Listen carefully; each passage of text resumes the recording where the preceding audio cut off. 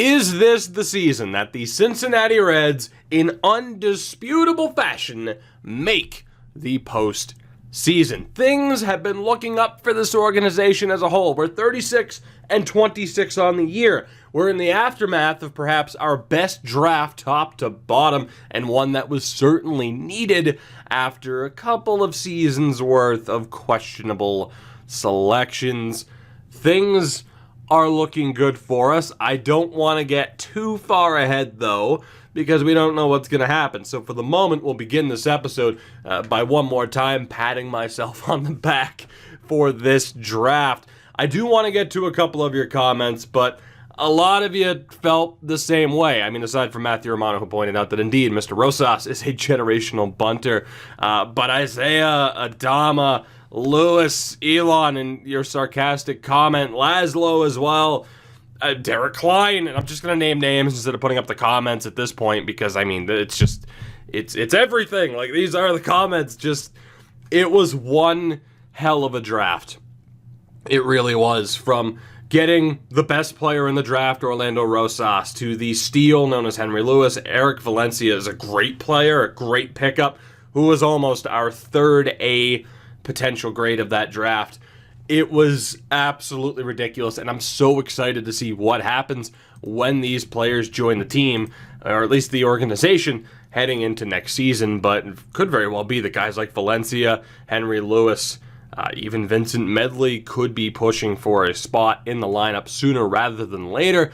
But that does bring us to this team, and while there are choices, decisions, call-ups that could be made, the team is going to remain the same, at least until we get to the All-Star break. Aside from one change, that being Henry Shipman is in. Martin Abreu has just been a bit too weak at the plate. And while this could disrupt some sort of chemistry, Shipman's going to get the opportunity at this point to put this team over the edge. So let's get into it. We will stay alive up until the break. We have a 3-game series against the Mets, who are 2 games under 500, and Joe Quinlan is back as well, which is a very interesting change. What are we gonna do? I mean, who gets taken? I guess, yeah, we're fine. So Quinlan steps back in for Francisco Jimenez, which, man, this team is looking that much better. Now, again, Quinlan expects to be a star, but it's kind of a tough call, right? Would you rather have a slightly pissed off Henry Shipman? At the very least, Quinlan isn't in the negatives, where if we drop Lopez, I could see him maybe falling. So there is the debate over who should be 1, 3, and 4. I mean, Blum for sure, but between Edwards, Quinlan, and Lopez, one of them would have to be upset. But that's a major boost, actually, to get Joe Quinlan back. Henry Shipman's in the lineup. Things are looking good, which means we'll probably lose to the Mets here quite a bit. Or we'll take the series 2 out of 3. Not bad.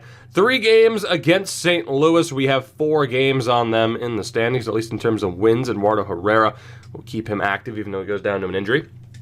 Let's see what we can do here. We've taken the series, at the very least, another 2 out of 3 stretch, and another 3 games against the Mets, as we've hit 40 wins on the year.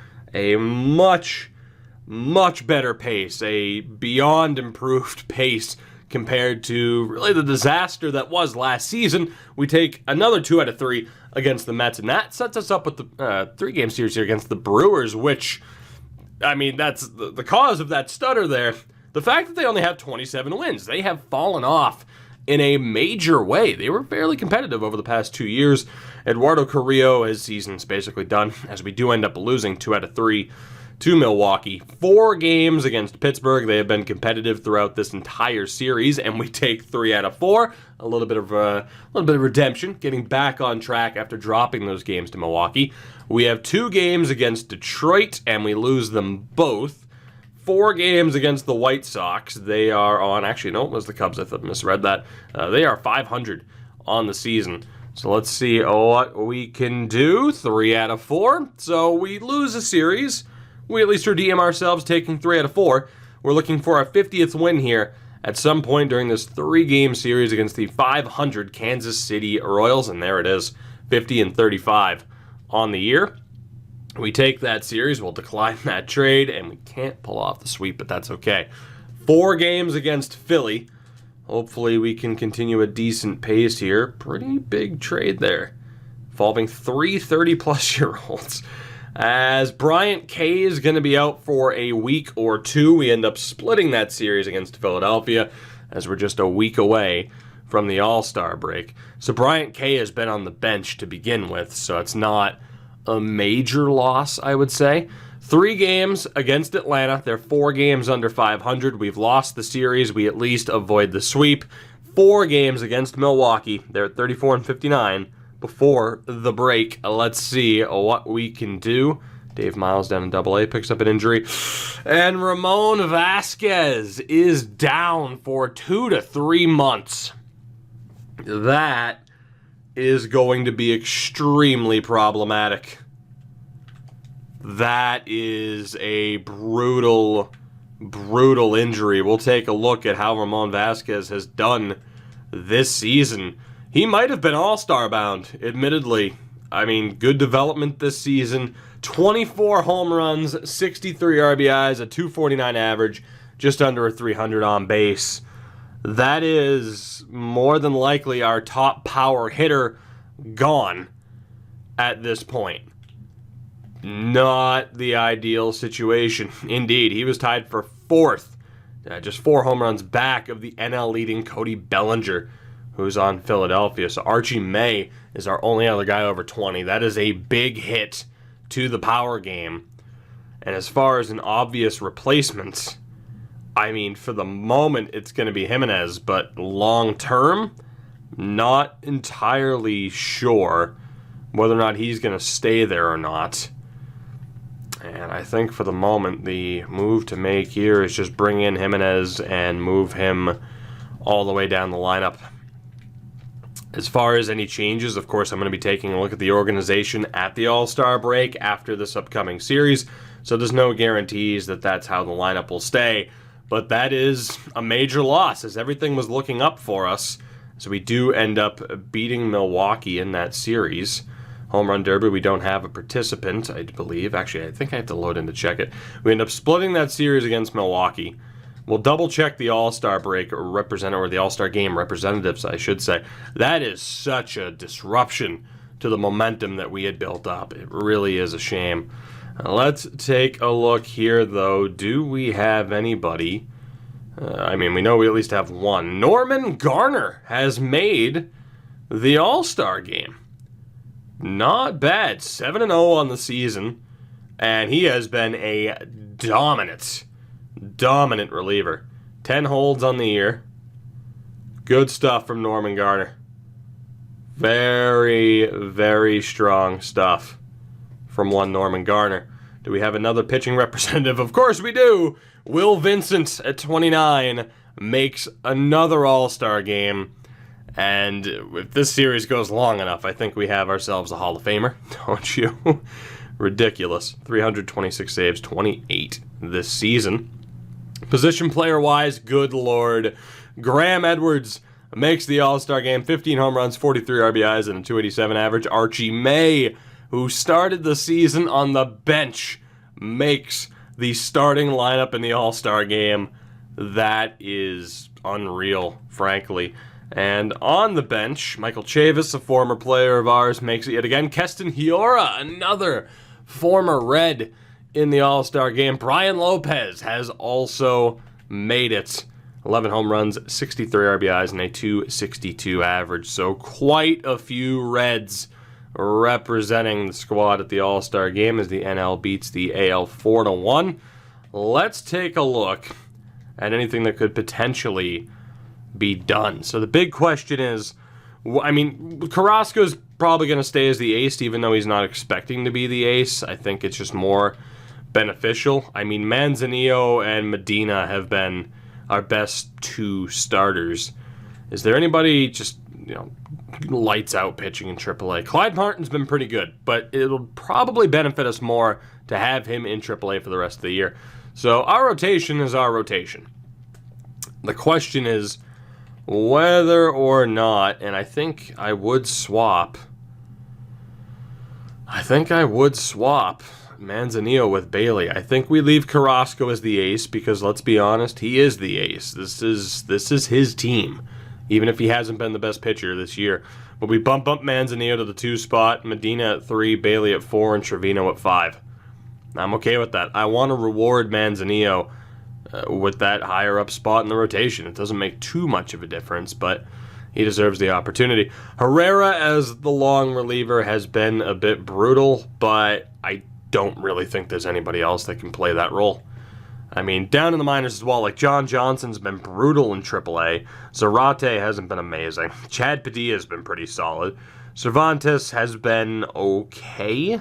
Cervala's slipped up a bit, and Edwin Velasquez has been okay. So I think Chad Padilla is the only one I'd consider calling up, and no one else outside of, say, Chris Velez has the stamina to be a long reliever.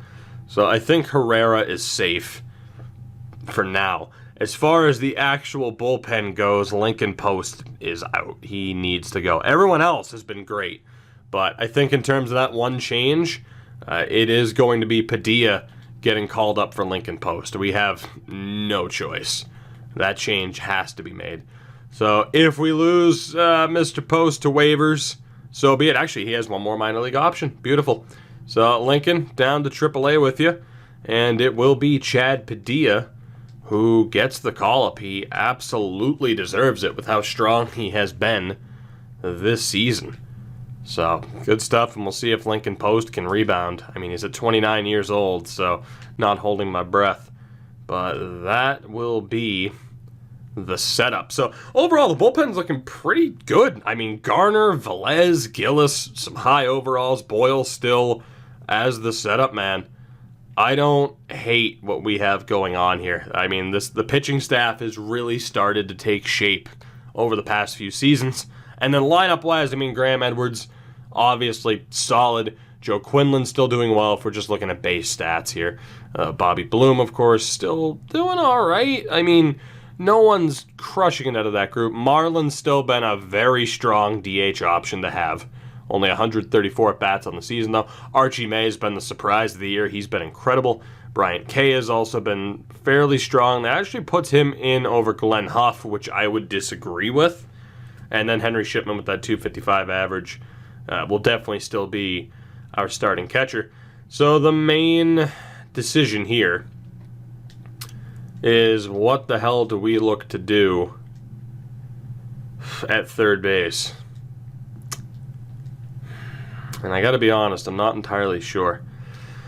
Because Marlin, in terms of fielding, Marlin would probably be strong enough to play at third full time.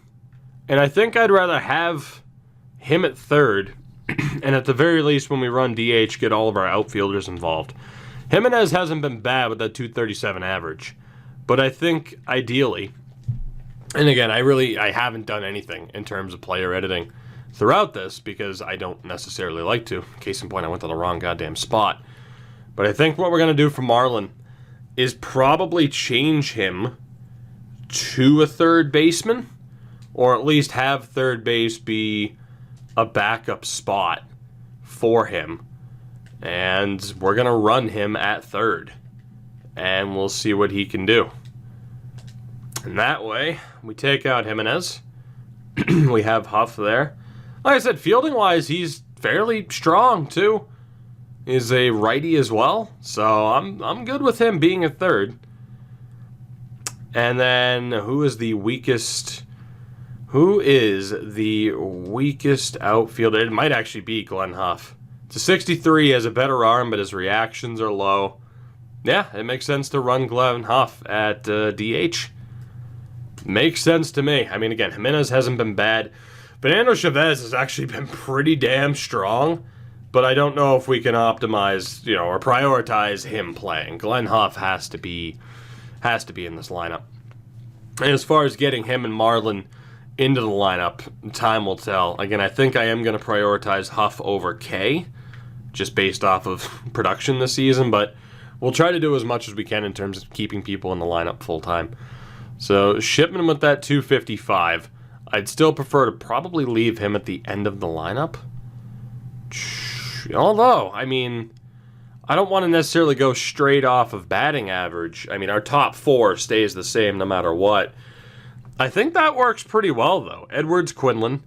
Again, I'm a little bit worried about Quinlan, but he's an 88 playing like an 88. And again, we'd have to choose between somebody not being in that star role. Lopez is down to a legitimate 85, by the way, so I think this might be his last season as a star.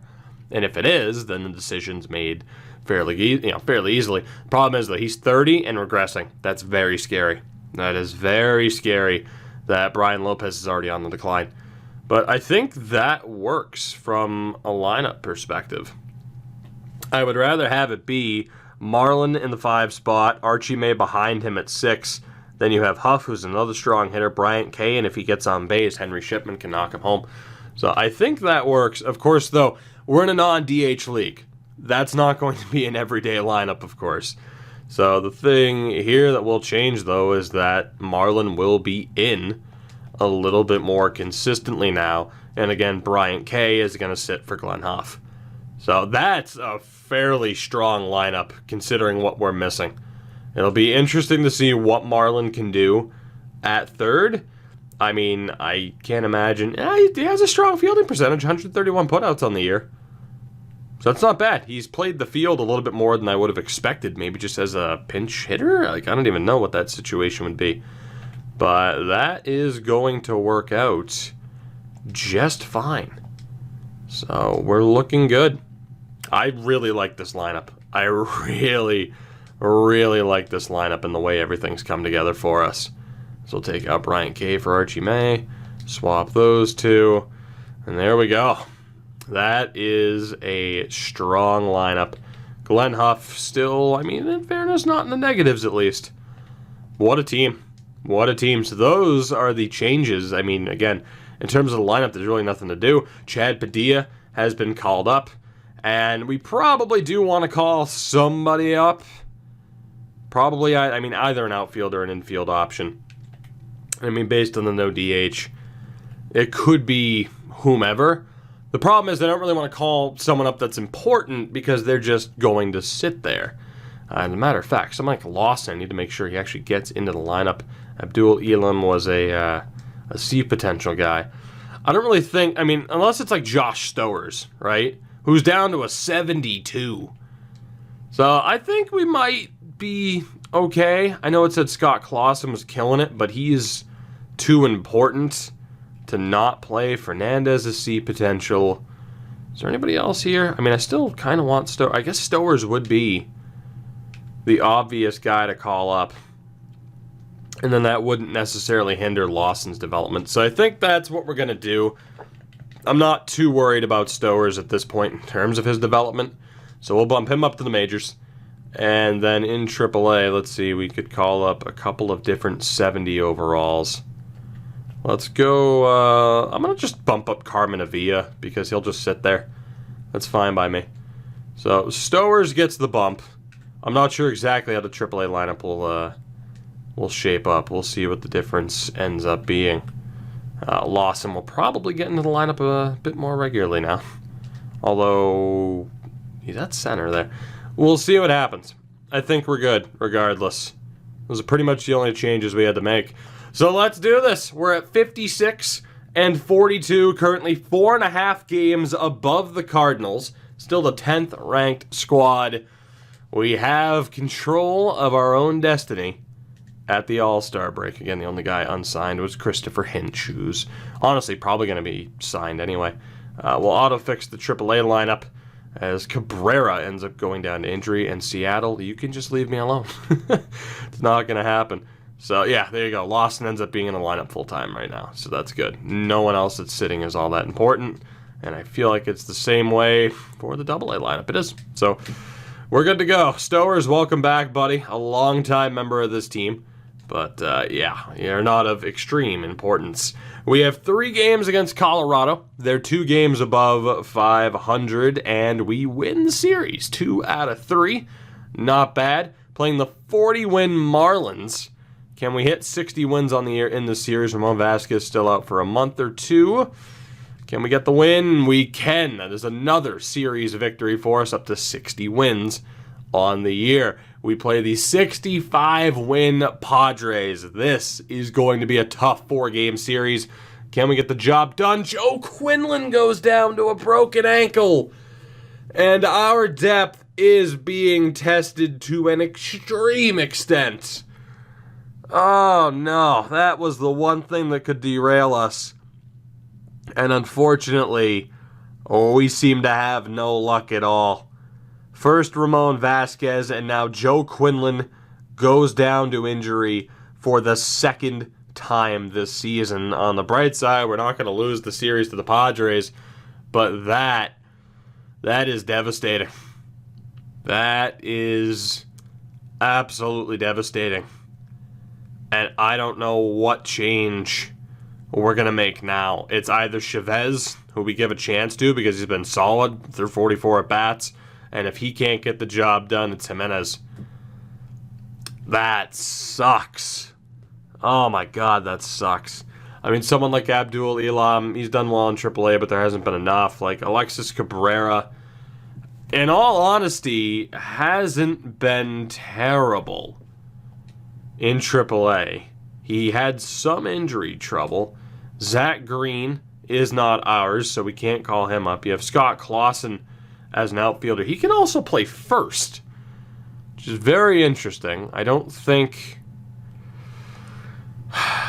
think we do go with Chavez or Jimenez until they prove to not be good enough options.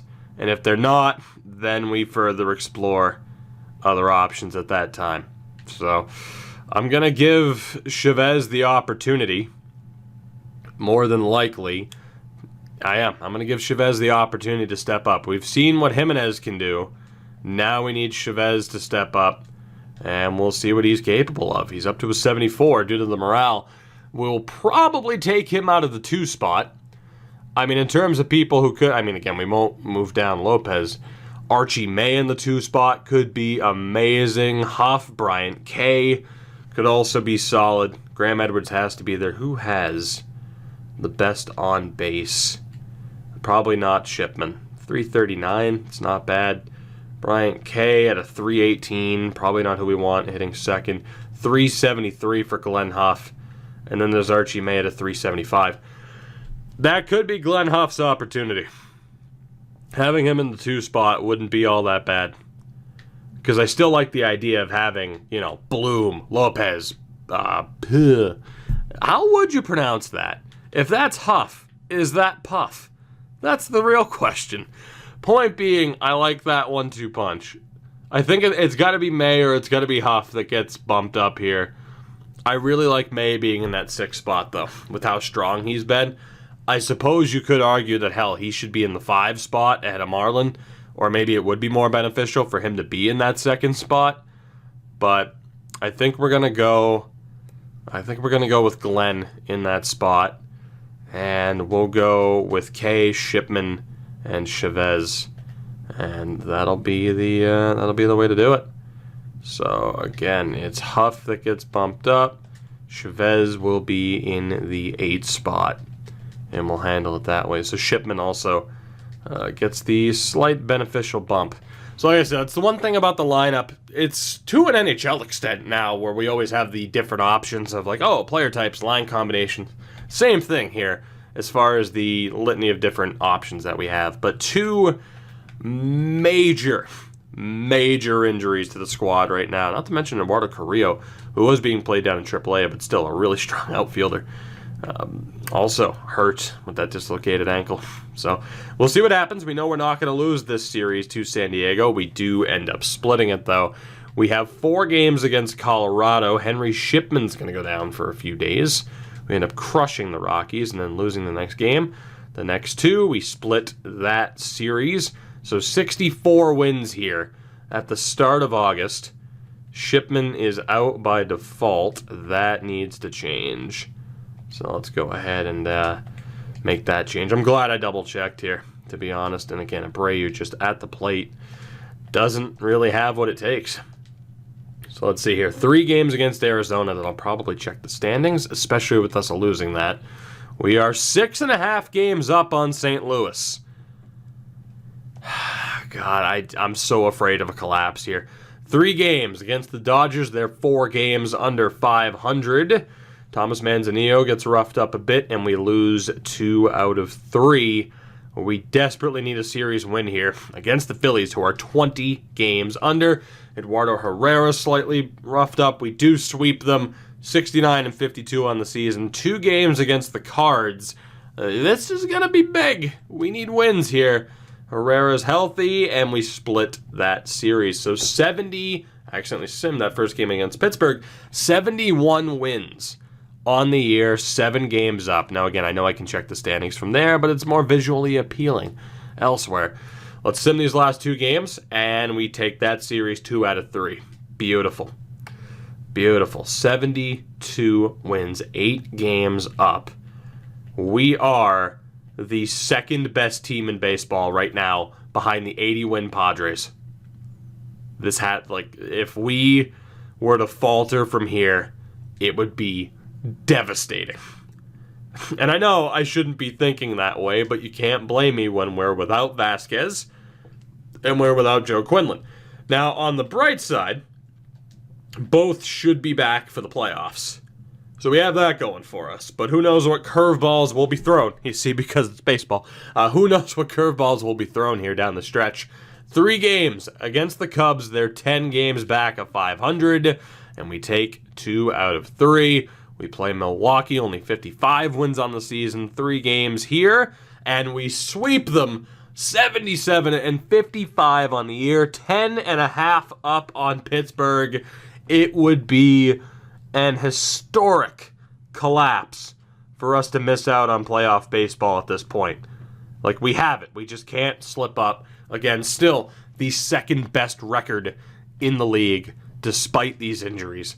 Rotation-wise, Carrasco doing well. Manzanillo's still under a 4. Medina's been solid. Bailey's been great. I mean, think about that. Our highest ERA on our pitching staff right now, starting pitching staff, is a straight 4. That's ridiculous. Again, you want to look at the current leading ERA among starters. Look at how many. There's only 3 pitchers under a 3, and only the top, in fairness, the top 38. So there are only 38 pitchers that have below a 4. So think about how strong our pitching staff has been. And then you factor in some of the help that is on the way. I think we finally turned the corner. Not to say that we haven't had some amazing talent, whether it be Nolan Jones, you look at Steven Ryder, who had to leave the squad. We've had some great teams, but this squad right now is looking great. You got Marlin up to an 88 on morale right now. It's crazy how he turned things around. Archie May still over a 319. One could argue whether or not Glenn should still be in that second spot. I am tempted to make changes here, just reacting to cold streaks. And I think I'm going to. Yeah, I'm going to. I'm going to swap Archie and Marlin, and I'm going to swap Bryant with Glenn Huff. And Fernando Chavez is hitting 294. Oh my God. That doesn't make any sense at all, but I love it. I absolutely love it. A 368 on base. I mean, I don't know if I bump him up to the 2 spot, right? That might be too much, but I'm tempted. 45 durability as well for him. 20 years old. I'm going to give Bryant K the opportunity. I'm going to leave Chavez there because it's working. But let's give K the opportunity. Although, non-DH, Chavez is going to get the chance in that 2 spot because Glenn Huff is slipping. So I am all for mad scientisting this up, for the lack of a better term, which I know we're winning and I'm messing with stuff. I know, but it makes sense to drop some players who are on cold streaks, right? That's not going overboard, is it? We have 3 games against the Cubs, and we do end up losing that series. We take the first game, though, against Miami. It is September 1st, and as far as any potential call-ups, I mean, September call-ups are in a few days, so we'll keep an eye out on everything. We'll keep an eye out. All right. Let's see what we got. So in this next game against Miami, we've taken the series at least. We sweep the Marlins. We are 11.5 games up. 81 wins, still the second highest total in the league.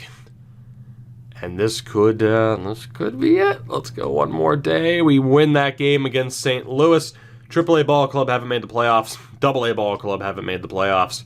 But we are on 82 wins. And in terms of September call-ups, it's going to be interesting. I mean, catching-wise, those are the 3 that I would prefer to have on roster, for sure.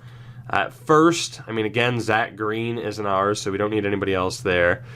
Cabrera is probably worth calling up, especially because he had a pretty hot end and hot start to the season, too, I do suppose, despite the injuries. I want to see if there's anybody else. Let me just outright check the AAA roster. So, Eduardo Carrillo, are you going to be back in time? 2 to 3 months. No, he's done for the season. Okay. So, if we look elsewhere, Clyde Martin, Alexis Cabrera, and then there's a couple of other interesting ones. Who do we have for outfielders right now? Dan Williams got the call up, which I don't know if I agree with.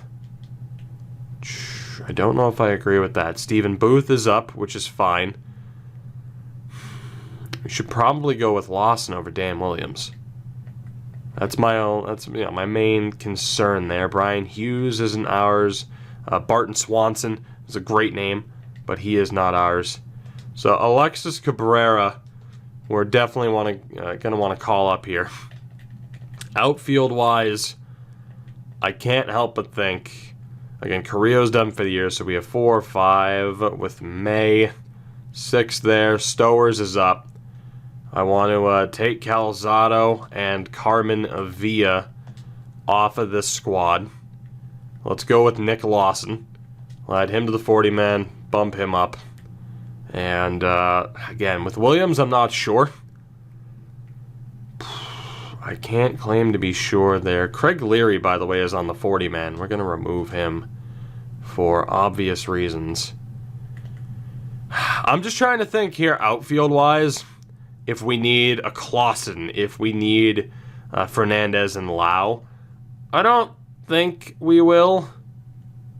Even though Tom Lau is looking like a hell of a bat already, and Clausen had a pretty good season down in AAA. Fairly well-rounded. I'm going to go with my gut on this one. And I don't necessarily want Dan Williams to potentially get claimed. Let's add Tom Lau to the 40-man. We'll bump him up. And in terms of pitching, we do have one more person. Jack Burden is on the 40-man. And we'll put him through waivers. So the AAA roster, we're going to bump up Clyde Martin. Go ahead and add him. And we are going to bump up Cervantes or Zarate. Cervantes, I'd say, for sure. Although, I can't see AAA stats. At least from there. Yeah, we're going to go with Cervantes. He's been a little bit better. So let's do that. And there we go. We got 40 men on the active roster. 39 on the active roster, sorry, out of 40. We should be fine, though. That is the hope. Oh, God, excuse me. So, again, I think we're fine, as is. Again, too, with this team in general, it's kind of a shit show. But let's do this. Let's punch our ticket to the postseason. 2 more games against St. Louis. We take 2 out of 3. The magic number, as we are 10.5 above Pittsburgh. Oh, man, what is the magic number at this point? We're getting close. That's all we need to know. We're getting damn close to punching our ticket. 3 games against San Diego, and this, I mean, this is it. Like, if we want a chance to stake our claim as the best team in the regular season, these are the 3 games we have to win. But we look up, the pitching staff we're coming up against, brutally tough schedule. We take 2 out of 3. That is a statement. That is a statement. We are 5 games back of the Padres. 85 wins, good enough for the second best record in the league right now. Some teams do have games at hand, but this is a huge opportunity for us. We have 3 games against the Cardinals to all but end their postseason hopes. We take 2 out of 3, 87 wins on the season. We're still not officially there. Not officially, even though we are 10 games clear of the Pirates. 87 wins, still the second highest in the league. 4 wins back of San Diego. We have 3 games against Milwaukee to all but secure this, as Ramon Vasquez is back as well. We do lose 2 out of 3 to the Brewers, so we are not yet confirmed. And Joe Quinlan will be back for the start of the playoffs as well. So in terms of getting Ramon Vasquez back into the lineup, I mean, he's here. Chavez was great. He was tremendous. But he is now back out of the lineup. Bryant K, a 254 average. This is on base. Straight 3s. Archie May, man. 100 RBIs. Unreal. Huff with a 354. And Vasquez, now that we got that power game back in the lineup, think about that. We're going to put Huff back in for K. And think about the power that we have right here then. Think about that. Like, look at the heart of this order. Blum, Lopez, May, Puff, I'm calling him from now on, Ramon Vasquez. That is simply unfair. That is simply unfair for any team to have to deal with that. It really is. I don't know if this is going to be that special of a year, but the chance is there. The opportunity's there. 3 games against the Cubs, we take the series, and with that, we have clinched a postseason appearance straight up for the first time. No game 163 unless there's a tiebreaker. We are playoff bound, and it feels damn good. 90 wins again. With 83 wins 2 years ago, we looked like we were on the up and up. The next year, we lose 11 more games. But now, our franchise best, 90 wins on the season. We're still battling, as the Mets also have 90 wins. The Padres on 95. Let's see what we can do here with a 3-game series against Milwaukee. They've given us trouble all year, and as they win that series, our chance to jump San Diego has gone out the door. Quinlan is back, which is great, and we are going to have to fix the roster, though, because of it. To be honest, I don't know who we're going to drop. Who are we going to drop? Pitching-wise, 2, 3, 4, 5, 6, 7, 8, 9 with Manel. Herrera is there as well. Is there anybody where it just clearly makes sense that they should be dropped? Augustin Silva? Or Augustin Silva? Yeah. He should be dropped. And we should be okay. Although that was the 40-man that was fucked up, right? Yeah, so we got to drop somebody from the 40-man. Who the hell is that going to be? Silva. Removed from the 40-man. And he's on waivers, so it can't happen.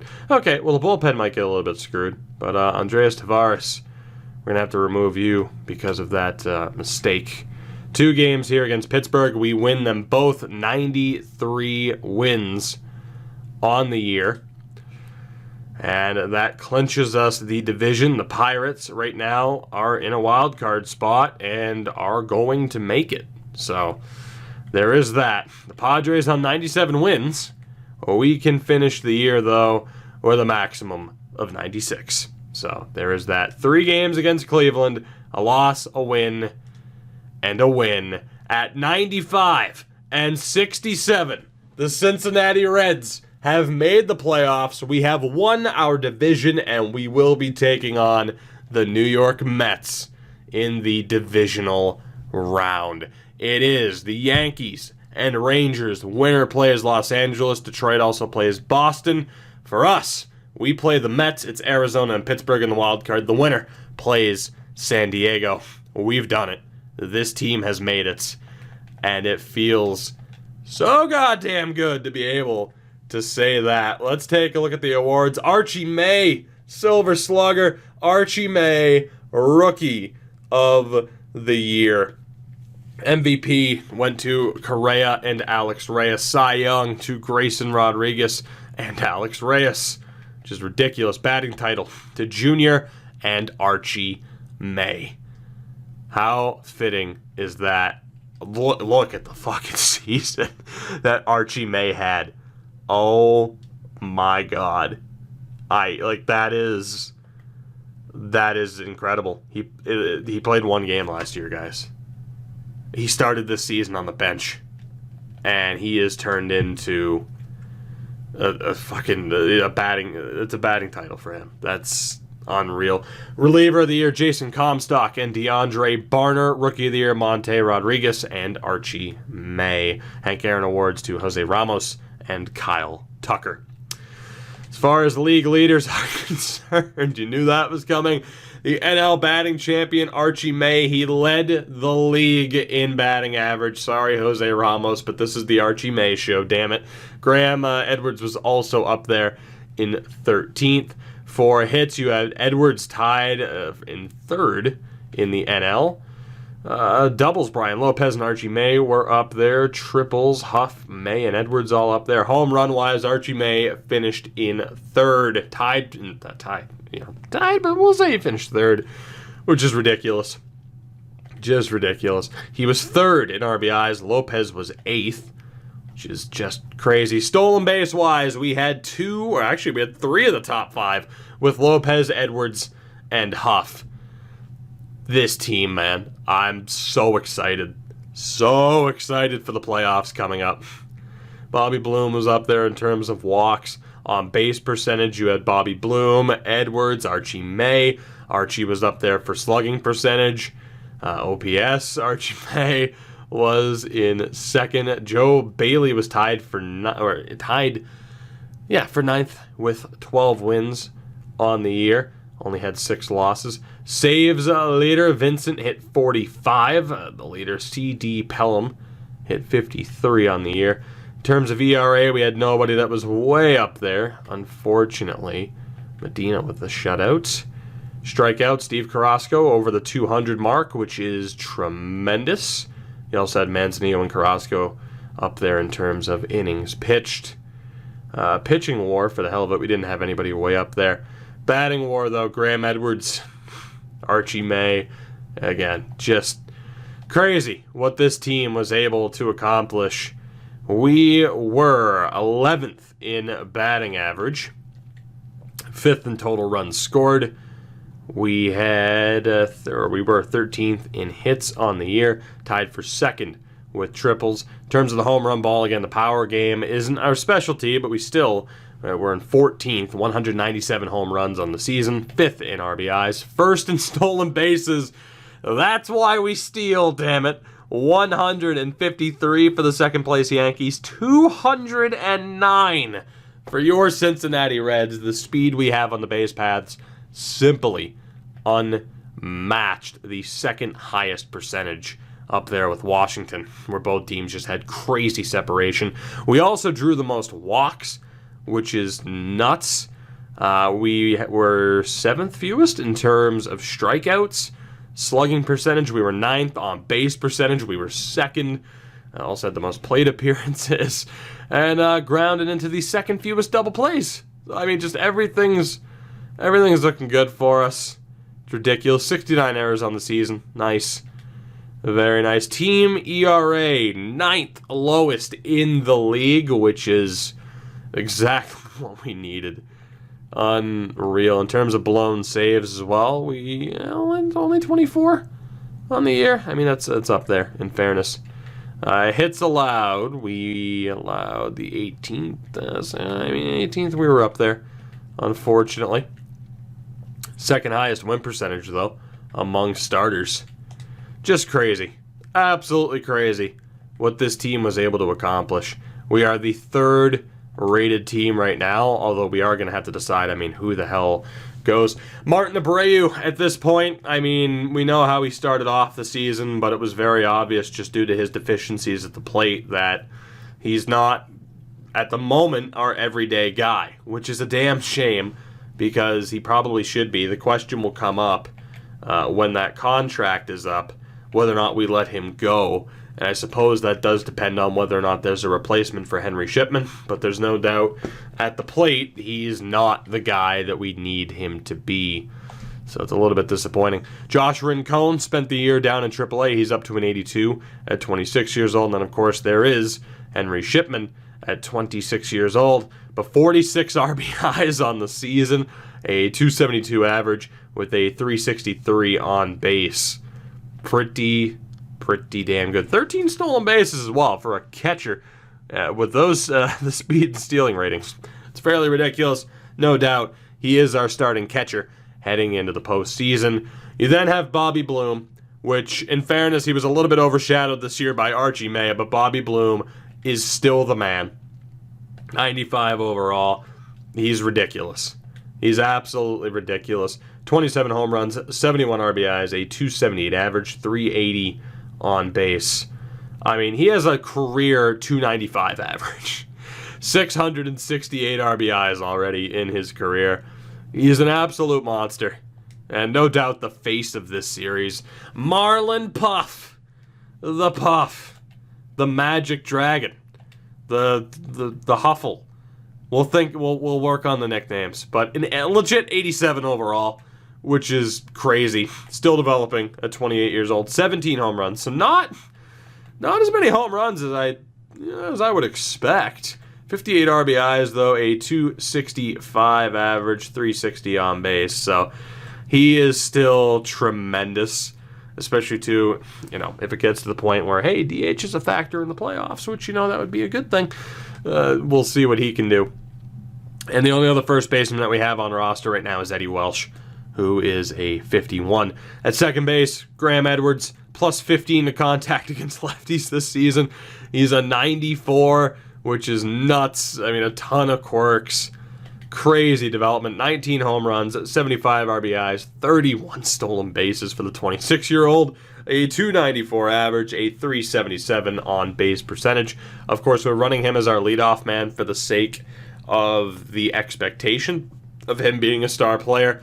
It's worked out fairly well. Francisco Jimenez, had a pretty decent season, all things considered, given that, he was called upon at certain points due to injury. He's not a terrible option to have on the bench.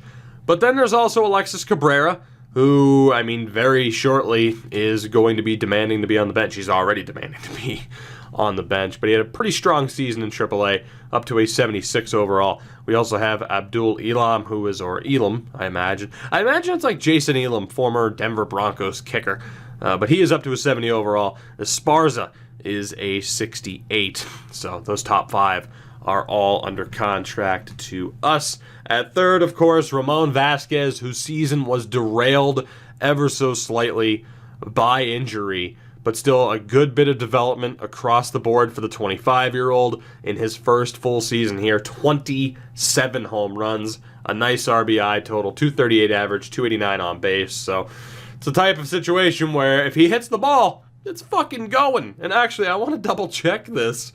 Let's take a look. Home runs, would it be 14 at bats. Every 14 at bats he hits a home run, which is just crazy for him, at least. For my expectations, I would say.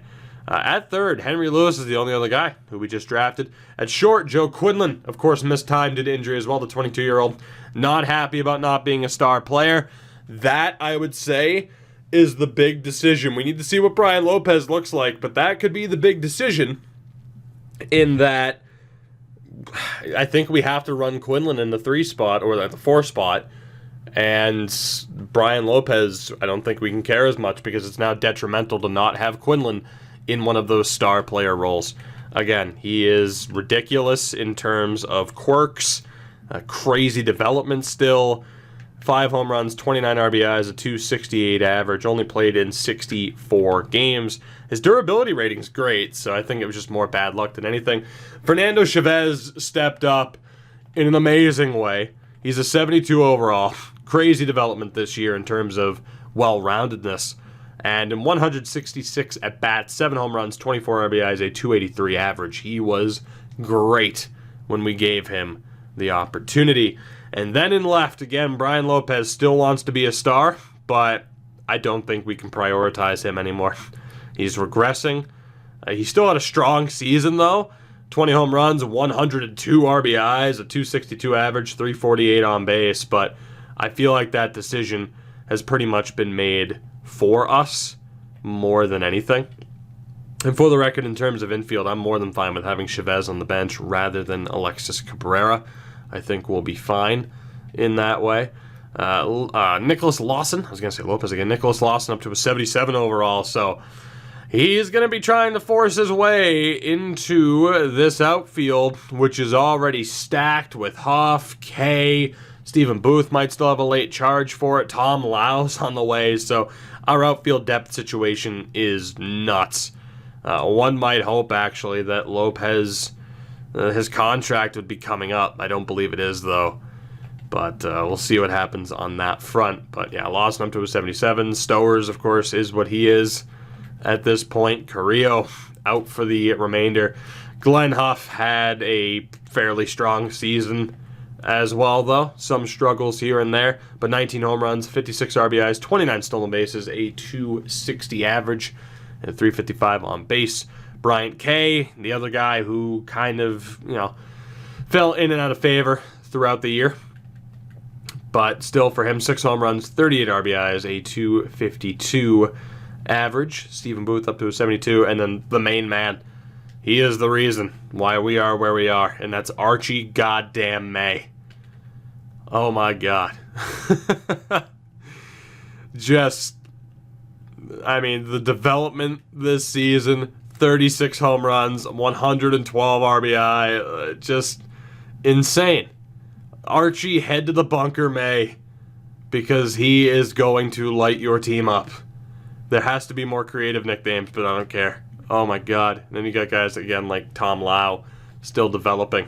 So in terms of the lineup, like I said, obviously non-DH is the only factor right now. With Joe Quinlan back, in fairness, him being pissed off could just be down to him not being in the lineup, which I thought auto-utilize would have put him back into the lineup, but apparently not.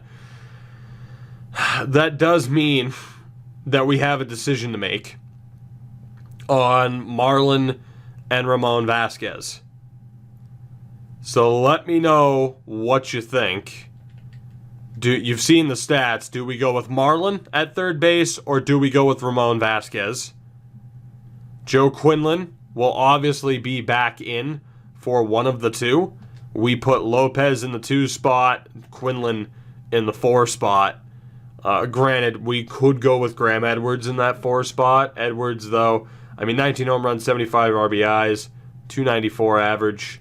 Quinlan with a 379 on base. Either Edwards or Quinlan could go lead off. So that, as far as decisions we have to make right now, who plays third, Marlon or Ramon Vasquez? And who hits fourth? Who hits leadoff between Edwards and Quinlan? Who bats where? And aside from that, the decision's fairly straightforward as far as, catcher. As far as the outfield is concerned, I think Bryant Kay will probably sit to start. We'll probably go with Glenn Huff. And, of course, Archie May and Brian Lopez are in. So I want to know from you guys. Well, what do you think? Because don't leave it up to me, because that's a very tough decision, and I'd rather have you have to make it. In terms of the bullpen, Will Vincent's numbers, under a 2 ERA, 45 saves on the season, which ties a career high. Only 7 blown saves on the year, which isn't too bad, all things considered. Norman Garner as well. amazing ERA and whip. I mean, he was tremendous this season. A breakout season for him and other members of the bullpen, including Chris Velez. The ERA under a 3. The whip was very strong, quite low, all things considered. Napoleon Gillis as well was strong. Cervantes, no stats for him. It was Padilla that got called up. Lincoln Post will be down in AAA as well. Padilla was okay. He wasn't amazing, just okay. And of course, there's also Zarate. So I think we'll leave Chad Padilla on roster, but obviously he's not the go-to reliever. And Bruce Boyle as well was still incredibly strong this year. Starting pitching-wise, Steve Carrasco, I mean, a 4.23 ERA is great. Joe Bailey was phenomenal. Winston Medina was very strong. Manzanillo was great. Trevino, but that is what it is. I mean, there is the option to call up Clyde Martin now and just to give him the opportunity, or we leave him down in the minors. To be honest, there is the opportunity or the potential to call up Clyde Martin, put him in the 5 spot in the rotation, make him a long reliever as well. Either would work with him expecting depth. So, granted, I don't believe we can call him up to the playoff roster. We cannot. So, no Clyde Martin, unfortunately. But still, we're looking pretty damn good. As far as the debate over the rotation, I think we have to go with Carrasco. But from there, I mean, it's between Bailey and Manzanillo for who has the 2 spot in the rotation. So let me know what you think. Who do we go with primarily? What do we do with the lineups? We play the New York Mets in the postseason. I am pumped. I am beyond excited for this. This is what we have been waiting for in the ALCS, or the ALDS, I should say. It's Detroit-Boston. The Yankees will play the Angels. And in the NLDS, it's Pittsburgh that managed to beat Arizona. They'll play San Diego. And, of course, we have a meeting with New York. Our best season to date. And we have immediately gone from promising to potential contenders, finishing with the 2nd best record in the league. But now is where it really counts. I'll see you guys in the next episode. We're in the playoffs, finally. But God, am I nervous already. Let me know what you think as far as the suggestions, what to do with the lineup and the rotation in the comments below. You know the deal. Support the video and the channel. The likes, the subscribing, the notification bell, the stupid everything. You know how this works. Check out everything in the description if you have not already done so. And until next time, have a good one. And I'll see you then in the playoffs.